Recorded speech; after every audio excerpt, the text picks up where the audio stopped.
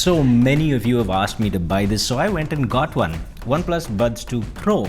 But let's cut through the BS, shall we? What do you really want to know? There's only 4 things people need to know about before they want to know more about a device. Number 1, fit and comfort. Number 2, the microphone quality in noisy environments. Number 3, the active noise cancellation performance for those noisy environments. And number 4, the sound quality. Once these things are out of the way, then we can get to all the other little nice to haves, right? So let's get to it. First thing, fit and comfort. These are AirPods Pro style devices, but they're a little bit larger in the ear, probably because of the way the curvature is, and because of that, in my ears, they don't quite fit in there really snug, which means I also don't get good sound isolation, which is crucial, probably the most crucial thing for in-ear monitors. Here's the thing, that can be compensated for with a deeper nozzle that'll go into your ear canal just a little bit more. Unfortunately, this has a very shallow nozzle. But that's okay. You can compensate for that with larger ear tips, and that actually finally did the trick. I normally use mediums, so I upsized to a large, slapped it on there, and then I got the seal I was looking for, which means consistent ANC performance and consistent sound quality. Now, if you have larger ears, this might not even be an issue, but if you have smaller ears or medium-sized ears like me, then you might have to upsize your ear tips one size up. Still not quite as good as the fit of the AirPods Pro, but nearly there. Next up is active noise cancellation. Okay, this is the reference or test signal, and this is how the Oneplus Buds Pro perform. On this graph, lower is always better. I tried this out on the max setting. There are 3 settings of active noise cancellation available: mild, moderate, and max. And the thing is, while it does well in the bass region, it doesn't do so well with mids and highs. It is, to my ears, still better than the Nothing Ear 2, which we can compare it right here because I've uploaded all these graphs on this website. You can go check it out yourself, but you can also compare it with something like the One More Comfort Buds Mini, $50 cheaper, or the Sony LinkBuds S, and you can see that while it is not the worst thing, it's certainly not the best. It's strictly middle of the road. Now, as an interesting side note, the mild ANC was, well, it was mild, it wasn't very strong, but it was also an incredibly flat response. And that means that it was a very transparent reproduction of the outside world, just at a lower level. Honestly, this is better than the transparency mode. But before we talk about transparency, there's one other thing that I have to mention, and that is smart mode. It's a smart switching mode which changes your ANC level based on how much noise there is around you. And it's useless. When I use smart mode, it just got stuck on moderate levels of ANC. And given that ANC is not that great here anyway, moderate is almost never enough. But even in the app, it says right there that if you are on a train or a plane, someplace where there's a lot of noise, you should use max. It says so right here. I presumed smart mode would automatically switch, but I was on a plane, I used this, and it would never switch out of moderate when I really needed it to, so don't bother. The ANC is not that great anyway, so just use max all the time. Now, as an aside, I have to mention that there is a personalized active noise cancellation that made absolutely no difference for me, so I don't know why it's there. I don't know what it does. It doesn't seem to do anything, at least as of this firmware update. Transparency though is also the same. It's not the worst I've heard, but it's not the best. Here's the performance of the transparency mode, and what we want here is an identical reproduction of that reference signal.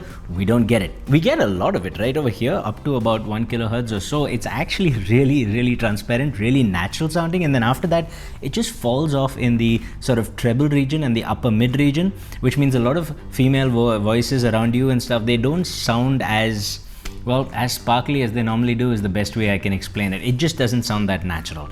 They're almost there, they're getting it, but they're not as good as the best yet. So again, middle of the road. But as you're out and about walking, you might have to take a phone call out in traffic like this.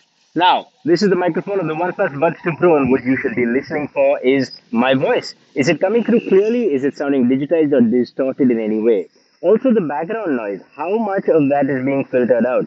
There's a lot of noise here, you should be able to hear it if it's there. And finally, is there any sort of artifacting, any strange, sharp, digitized noises coming through while I'm talking to you, like it does on the Nothing Ear 2? You should go check out that video, by the way, it is super in-depth. And also tell me in the comment section down below.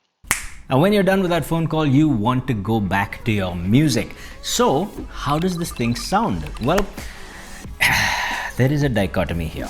On the one hand, the Oneplus Buds Pro has phenomenal quality. Like, it does things no other Bluetooth earbud that I have heard at least does, and not for its price point, for any price point. It's truly incredible in some ways, but it is truly let down in other ways. For example, when it comes to the bass response, besides the Soundcore Liberty 3 Pro, I don't think there's anything else that does it quite as well. This thing has slam, and to say that it hits different would be quite literally accurate. If you're a bass head, the Nothing Ear 2 is not bad either, but nothing, pun intended, is like this. Now, when it comes to the mids and the highs, I can tell you that on the one hand, these are really clean sounding. They sound like very low distortion drivers, and vocals, guitars, any instruments, they all come across very clean, and I get the distinct impression that the drivers are really quick, which means you get a good deal of resolution and spacing. Basically, the separation of instruments is pretty darn good. However, this comes with 5 presets. The Hans Zimmer soundscape, we'll talk about that in a bit. Balanced, which is default, bold, bass, and serenade. It also comes with a bass slider and a custom EQ. The problem with balanced is that it measures like this, and there's a few things immediately wrong with this. The bass is far too boosted, which is normal. All brands do this because that's what sells. That's okay. The bass slider I talked about earlier does a beautiful job of controlling this. The bass slider controls the bass without affecting other frequencies, which is exactly as it should be. The other two anomalies, however, are not fixable. Like, there's this hump in the sort of 600-700 Hertz region, somewhere in the lower mids, that I can hear on certain genres of music. There's also this little peak at 5 kilohertz that you can see on the graph here that is completely unnatural. But then how do we fix this? You might think, there's custom EQ, and when you click on the custom EQ, it's really cool. It's got all these sliders, except it's got all the wrong sliders. You need a slider at 600-700 Hertz, you don't have it. Also, we need that 5 kilohertz peak to be reduced. Again, no slider. There's a 4 kilohertz slider, there's an 8 kilohertz slider, there's no 5 kilohertz slider, which makes me think that OnePlus might have done this on purpose, because that 5 kilohertz peak, I'm going to let you in on a bit of a secret. That is a way to add presence and brilliance to vocals, just to increase your perceived clarity. And I do that on my videos as well. Look, here's my voice without the 5 kilohertz, and here's my voice with the 5 kilohertz boost. But when you do it as much as OnePlus, the problem is voices start to sound a little unnatural and honestly bordering, and sometimes going straight into sibilance. It's just wrong, and there's no way to fix it because I don't think they want you to fix it. The best options I can give you are to use the Serenade EQ, because A, that reduces the bass and makes the transition from bass to mids much more gradual and much nicer, which almost takes away the effect of that little hump there, but there's still a little richness in the vocals that you lose in the process. It also has the treble boosted a little bit too high for my liking. The Hans Zimmer soundscape actually reduces that treble a bit, and if you use that in conjunction with the bass slider at -3, it kind of gives you a nice relaxed sound. Overall though, none of these actually fix it. You can either try using my custom EQ, or you can use this Serenade EQ, or you could join the Discord and I'll try posting an external EQ. Okay, can I just say, there's a YouTube membership available. It's only $1 a month, maybe $3 if you want, but $1 a month is enough. Also, you get giveaways and special content, only for members or Patreons. I have both links, so check them out and thank you. Either ways though, I will say, if you're listening to pop, EDM, hip-hop, that sort of thing, there's probably nothing else on the market that does what these guys do. In terms of outright detail and nuance, the Sony XM4, for example, is miles ahead, but that is an anomaly. This dual driver setup does a phenomenal job otherwise. It's very clean sounding, really nice, rich sounding, and there's no bass on the market, in my opinion, quite like it. I nearly forgot to mention, it also does a little hearing test if you want to, and once it's done, it actually gives you a nice little description of what it's done. Like in my case, it increased the bass thump a little bit, which I thought was completely not required. I don't know why it did that. And it also increased the treble a bit. Again, not required at all. Do it, see if you like it. If you like it, leave it on. Now with those things out of the way, let's get into the nitty-gritties a little bit. For example, build quality. This is easily one of the best built Bluetooth earbuds and cases on the market, not only for its price, but for any price. I have to say, this is basically a mini MacBook Pro. I mean, the inspiration is kind of obvious, but hey, if you have to be inspired by a design, that's a pretty good design to be inspired by, and they've done justice to it, because from a build quality point of view, the manufacturing tolerances seem razor thin, and both the case and the buds themselves, the build quality belies a much higher price tag. The fact that that is for $150 or less is outstanding in my opinion. Just as a little side note here, because it's built like sort of a horizontal pillowcase rather than like the AirPods Pro, like if you take it out of your pocket and you've got your phone in one hand, you can't really open this one-handed and use it. So just a little minor point. Now the whole thing works on squeeze controls, but unlike a lot of other earbuds, there's no notch to tell you where to squeeze. Turns out that's not a problem. The entire stem is a squeeze control, and wherever you squeeze, it just picks it up. It just works. Just like hitting that subscribe button also just works, both for you and me.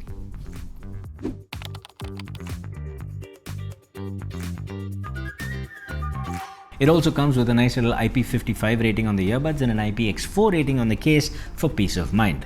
In terms of battery life, this thing will go on for about 5 hours 30 to 45 minutes with AAC codec running, active noise cancellation on maximum, and volume at about 55 to 65%. This thing gets really loud. I didn't need more than that at any given time. Now apart from that, it does come with a bunch of interesting features, like it has a low latency mode that promises a latency of about 54 milliseconds. When I tested it, I found normal latency to be about this much and game mode latency to be about this much. Also, you get multi-point for up to 2 devices of any ecosystem. That's nice. As a nice little surprise, it also includes wireless charging and fast charging. Now on the website, it says 10 minutes of charge will give you 10 hours of playback. But then there's fine print. Realistically, 10 minutes of charge will give you about 2 hours and 20 minutes, 2 hours and 30 minutes of playback time from the buds alone, which is still, it's better than nothing. What is also available is a Zen mode Air, where it plays birds chirping and a lot of ambient sounds, and it's kind of nice actually. It works if you're trying to study or concentrate on something. You put these on, you can have active noise cancellation on, and you can have your little Zen mode going. So it's cool to have. It's a little bit buggy in that sometimes it doesn't go off. So I'd rather just use a track off of Apple Music or YouTube for that. So then at the end, would you buy it? Because here are the facts. Number one, sound quality is in its own way outstanding. It's flawed because of the way they've EQ'd it, but we can fix that with external EQ. And even if you didn't, if you listen to hip hop and pop and anything that requires a lot of bass and fun, there is nothing on the market, in my opinion, quite like this. Nothing as clean, nothing with this bass. Now that, combined with the outstanding build quality alone, is probably enough to sell this for its asking price. But you do get ANC. It's not the worst and it's not the best, but it is there and it does help. You also do get things like wireless charging, and if you have a OnePlus phone, you get that spatial audio as an additional aside. The only real question then is it right for you? The only answer to that question is if you actually compare it with the competitors. So here's an in-depth review of the Nothing Ear 2 like you probably won't find on YouTube elsewhere. And here is a solid comparison between the Sony LinkBuds S and the Samsung Galaxy Buds Pro. Check those videos out, make an informed decision, and do hit that subscribe button. Did I forget to mention that? Yeah.